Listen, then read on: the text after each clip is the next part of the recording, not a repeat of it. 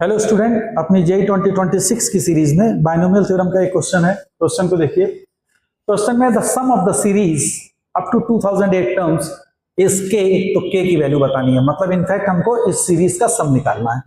देखो बच्चों, जब कभी भी इस तरह का सीरीज का सम आपको कैलकुलेट करने को आए तो सबसे पहला काम होता है कि हमको इस सीरीज का जनरल टर्म को फाइंड आउट करना है। तो इसमें दिख रहा है हमको 3, 8, 13, 18, तो ये कॉमन डिफरेंस 5 की एक एपी बन रही है। और जब हमने इसका जनरल टर्म लिखा तो this general term is nothing but it is 5r minus 2 minus 1 की power r minus 1 and 2000c 7cr minus 1। तो s क्या हो जाएगा, जो कि इस सीरीज का सम को मैं लिख रहा हूं r इक्वल टू 1 टू 2008, क्योंकि 2008 टर्म्स तक करना था और ये जनरल टर्म का समेशन लगाया। अब देखिए यहां पे है r माइनस 1, तो मुझे इस जगह पे r माइनस 1 जनरेट करना है। सो मैंने क्या किया, इसको लिख दिया 5r माइनस 1 प्लस 3 माइनस 1 की power r minus 1 and 2007 c r minus 1।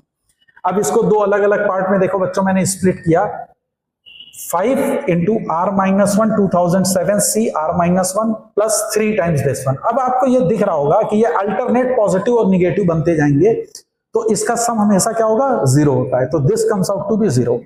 अब इसमें अगर आप देखो तो इसमें फार्मूला मैंने यूज किया NCR is equal to n upon r n minus 1 c r minus 1। इस कॉन्सेप्ट को यूज किया तो ये कन्वर्ट होके आ जाएगा 2007 माइनस 1 की power r minus 2 c 2006 c r minus 2। r की वैल्यू 2 से 2008 तक है।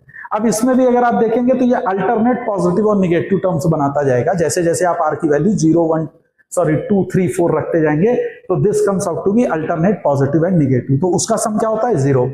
तो ये टर्म 0 है और ये भी टर्म आपका 0 ऑलरेडी आ चुका था। तो sum of the given series is 0।